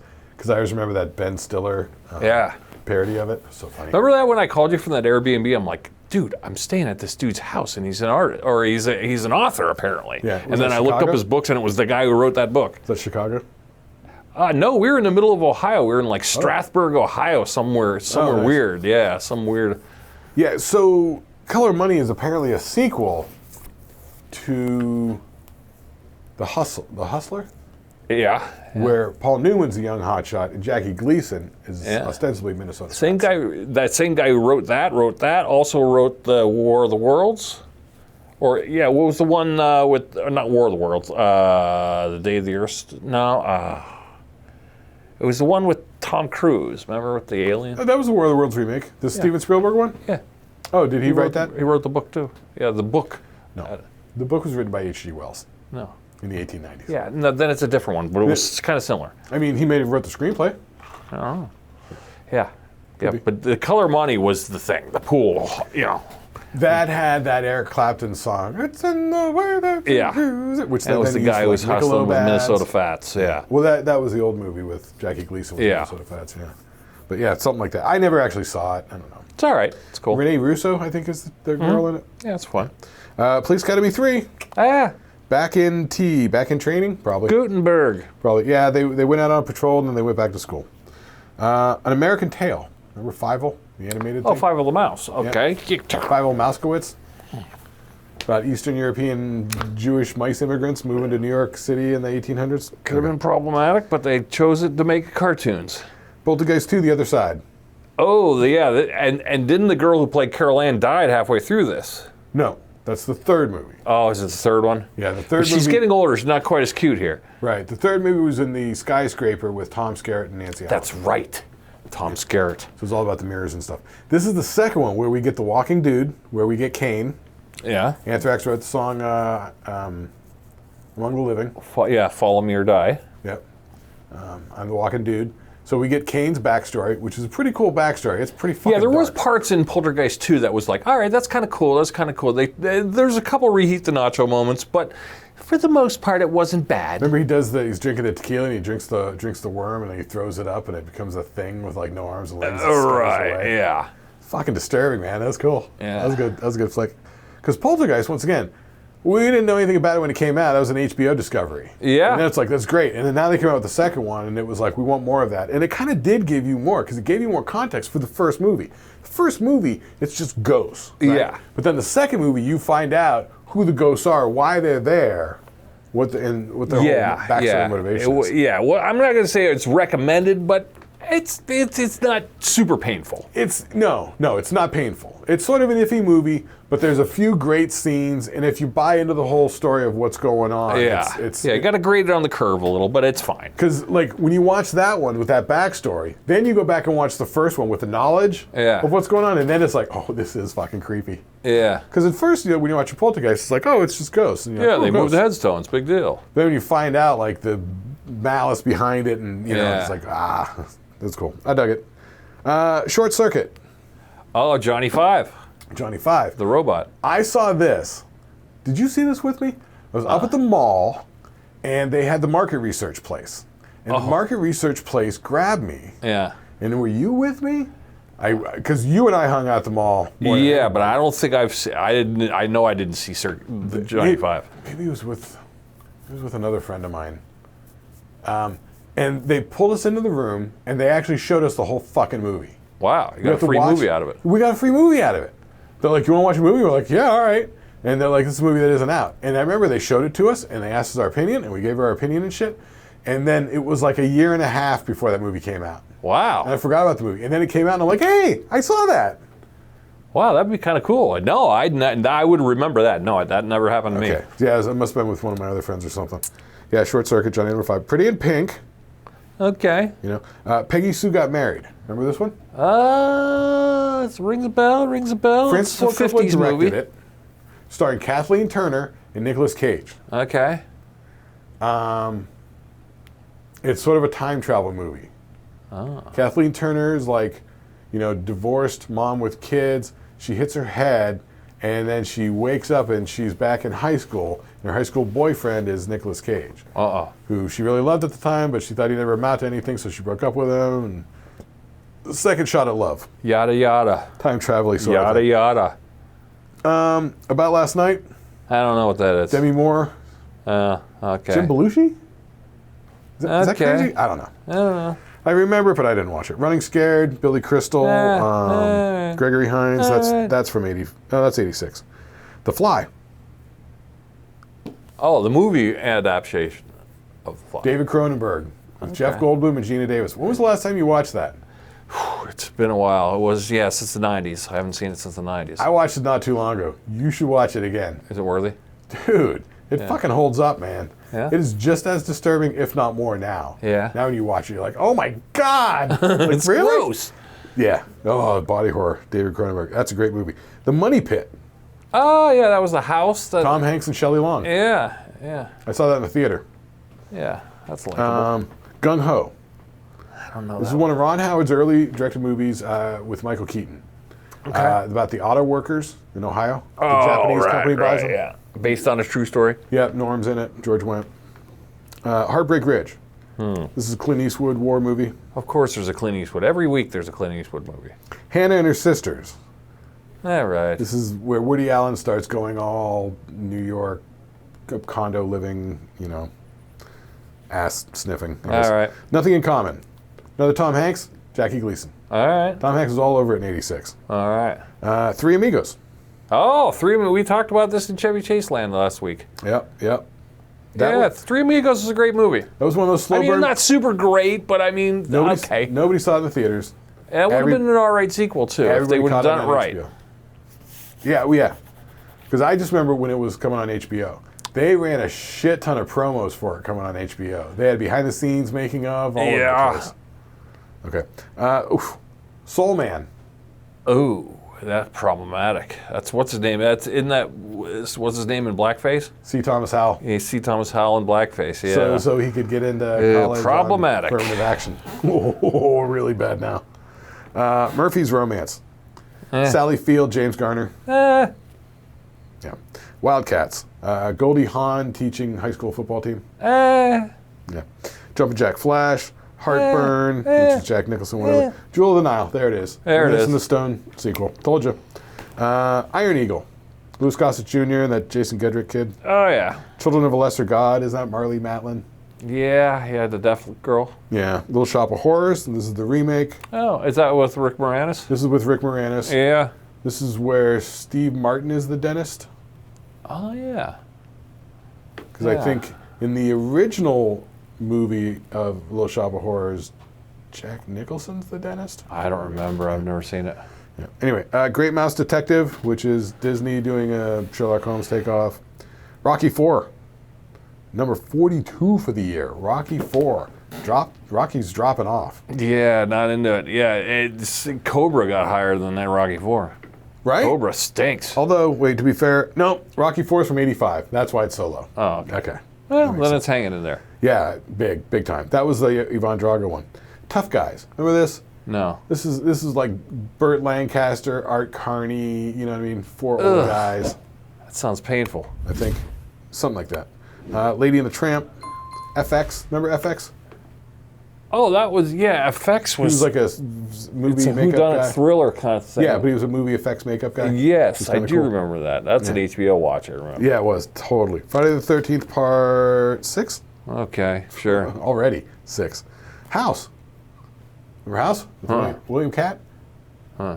Dude, talk about an HBO find. Oh, yeah? You never watched House? Doesn't ring a bell. William Catt from Greatest American Hero Okay. inherits this fucking haunted old house from his grandma who hung herself in it. Okay. Oh, okay. He goes there. He's losing his fucking mind. George Wentz, Norm's the next door neighbor. Okay. Kay Lenz is his ex-wife. Okay. Comes over. He's being haunted by the ghost of his Vietnam War buddy, who is Richard Bull from Night Wow, Court. Richard Mole. Who's like a rotting skeleton corpse. It's dope. Is it comedic? Sort of. Snarky? A little bit. Huh. But it's the guy in the house. The house is fucking attacking him, trying to kill him. He's trying to fight the house. Is this comedic or is this not? It's not comedic, but there are sort of comedic scenes. Like there's a scene where he gets attacked by this giant purple blob monster lady, and then he kills her, and then she's there dead, and he's like, what am I going to do with it now? So he takes a shovel and starts hacking her up into bits and putting her in garbage bags. All right. And then he's putting her in a wheelbarrow and wheeling her out to the street. And George Wentz, the next door neighbor, and he wants to come have a chat about stuff, and the arm starts moving, you know. And so every time George Wentz looks away, he's fucking hitting it with a hammer or hitting it with the shovel. So dark humor. Very little humor, but sort of, you know. Yeah. Yeah, but it's, House is great. No, I never heard of it. Yeah, you should definitely check out House. Room with a View, I don't know what that is. Flight of the Navigator, the kids movie. Jojo Dancer, Your Life is Calling. Oh, yeah. Richard Pryor movie. Delta Force, Chuck Norris. Yeah. Spies Like Us, which, that's from 85. Chevy Chase. That's from 85. Wow. Still hanging in there. That was an HBO find for me. I'm shocked it made any money. Yeah. Wasn't it number 15 last year? It's nuts. Yeah, movies. Oh my God. Howard the Duck. Oh, that was terrible. I saw that in the theater. I remember thinking as a kid going, this stinks. In 85, we were down on vacation in North Carolina, and I went and saw Back to the Future like 9 times. Yeah. The next year, I was like, what's the movie going to be? Oh, is it Howard the Duck? It was not Howard the Duck. Raw Deal. This is that other Schwarzenegger. There was Commando and then Raw Deal. Yeah, Raw Deal. I can't believe Schwarzenegger's not being huge already, because he did Terminator and he did Conan, but they haven't figured out a way for him to really star in things yet. It'll be interesting to see how they figure that out. Yeah, they're trying to find his lane. Because if it were me, I would have said that Raw Deal and Commando were like fucking 1983. Like they came out early, right off the top, right after his first two like Commando non-speaking more than roles. Raw Deal. Yeah. So Armed and Dangerous. John Candy, Eugene Levy, their bank. That one. Yeah, that looked fun. I remember. Yeah. Security guards. Legend. Huh? Legend. Ridley Scott directed. Tom Cruise as a fawn. Tim Curry dressed up as the devil. Oh yeah. I didn't see it. I watched a little documentary on YouTube about that recently. I never quite got it either. I didn't get the whole mythical allegory of it. No, and I'm out on Tom Cruise. Yeah. Song of the South. Problematic. I saw that in the theater. The Morning After. Glenn Close? I forget. Sure. Sort of remember something? Sure. Young Blood, that was a hockey movie. Crimes of the Heart, I don't even know. Psycho 3, Sweet Liberty, One Crazy Summer. Extremities Critters, April Fool's Day, Labyrinth. Oh, yeah. A lot of movies. Club Paradise, White Gotta Nights. wrap it up. Big Trouble in Little China. Ugh. Space Camp, Platoon. Oh, that was a big deal for a movie. But it came out December 86, so it's number that's why 78. it's not charting, because I was going to say by the next year, once we do 87, it's going to be big. Something Wild, Jeff Daniels and Melanie Griffith. And Ray Liotta. Yeah, that's about it. Maximum Overdrive. Name of the Rose. Yeah, Back to the Future still charting. Okay, good enough. A lot of movies. Yeah, a lot of movies in 85, 86. Jesus Christ, there was a lot of movies. We're running along. I'm going to save the best worst list for next week. Do it up real quick. Huh? Do it up real quick. Yeah, but this is a fun one. And I might have a stroke on it. You really going to deny the fans the top 5 bottom 5? Oh, all right. I mean, if you want to, it's up to you. Well, these are all worsts. Maybe you can add to this list. Here's what we're going to do for next week. We'll make it a segment, because maybe I can add or take away from this.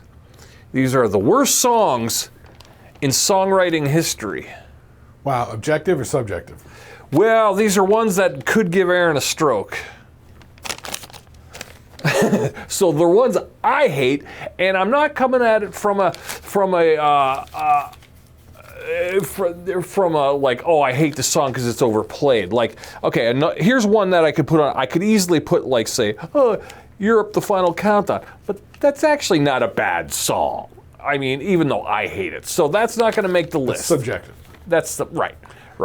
And the lead in it was pretty good. So yeah, objectively, it's not a bad song. Everybody right. So that could make somebody's list. But I'm talking from a songwriter point of view, songs that should not even have fucking made the fucking reel. They aren't even worth the paper to print them on, and they're huge hits, and they make you go, this is bullshit. I never want to write another song because that's bullshit. Well, I want to hear it. I'm curious. Well, should I throw you one? Yeah, throw me one. Well, okay, well, let's see, number 5, here's one. Barbie Girl by Aqua. I mean, that's not that stinks. Super terrible. That's fucking terrible. All right, here's one that should never have been written. Oh, God. Well, the Beatles, Oobla Dee, Oobla Da.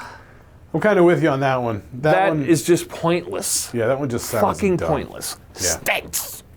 Yeah, I've never been a fan of that one. Oh, here's my number one. Well, I mean, I got a few on here, like Tony Basil Mickey. Go through the list real quick. All right.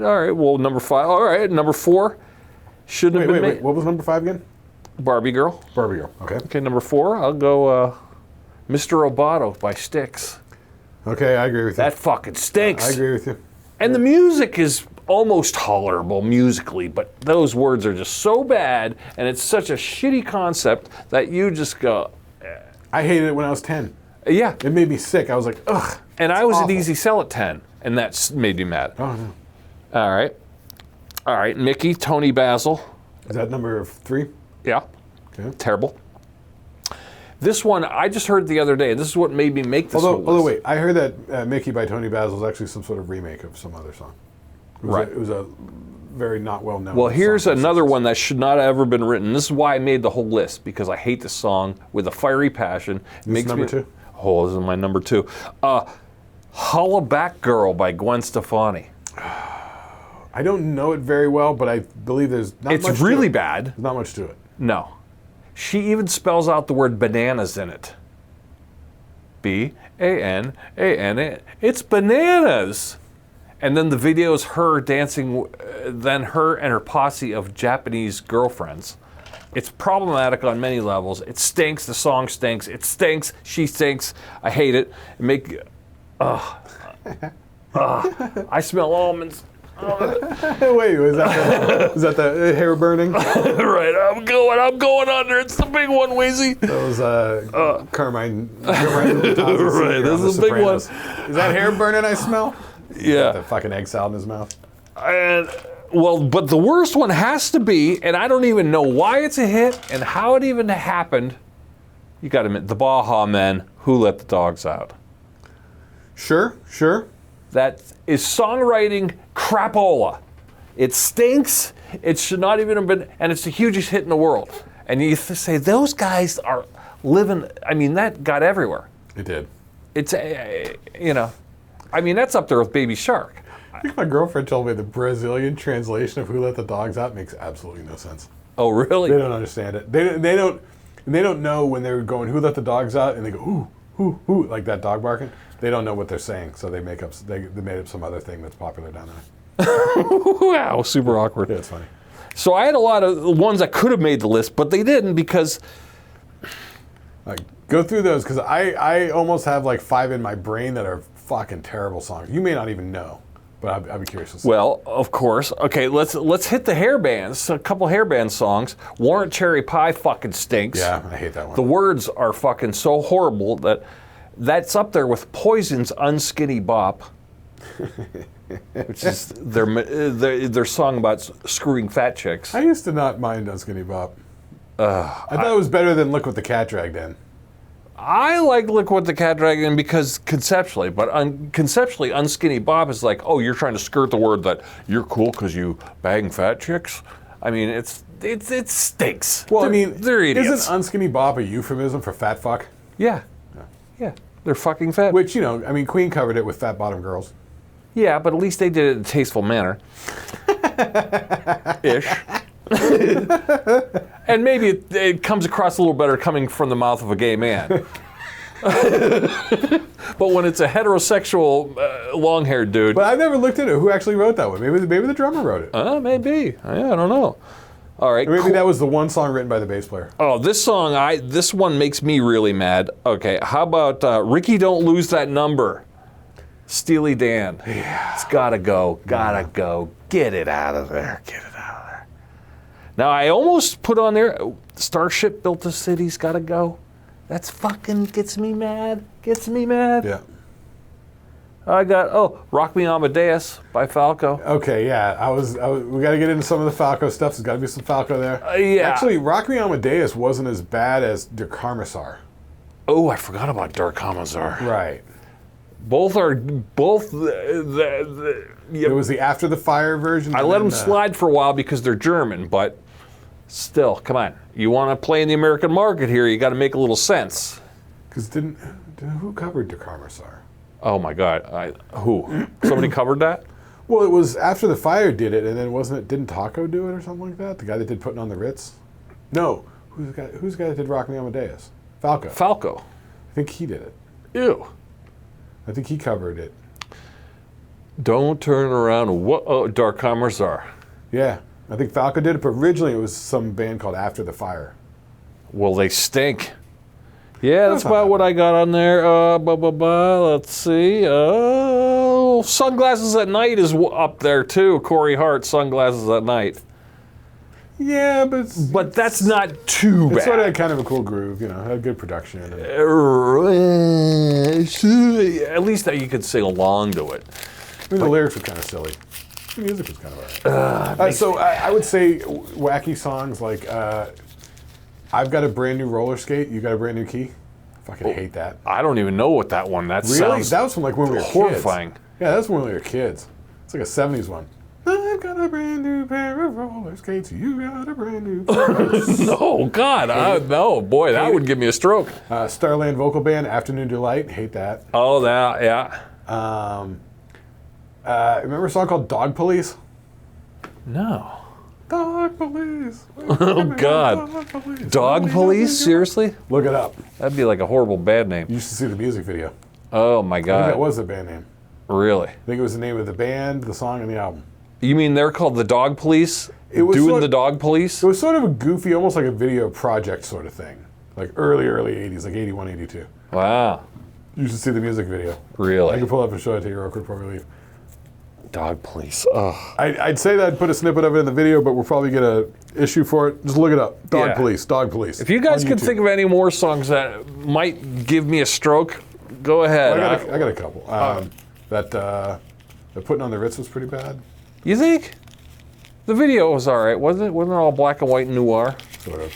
All right. Dressed up like $1 million Trooper trying to look like Gary Cooper. Yeah. Look, if it's going to be that, I'd rather just watch the scene. Yeah, that stinks. Yeah, that's a double thumbs down. Young Frankenstein scene. I was just watching this weird documentary.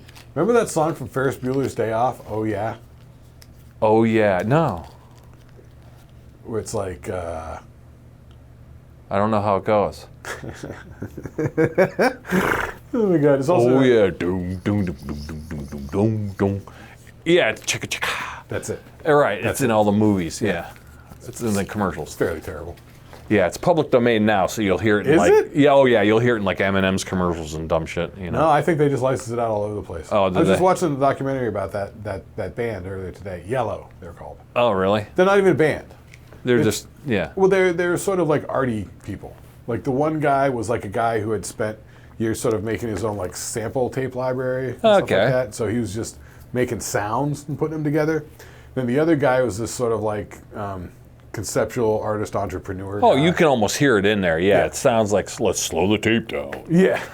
You know, yeah, Yeah. they just sound like a bunch of nerds with old Moogs. And I would say my number one, I'm Too Sexy.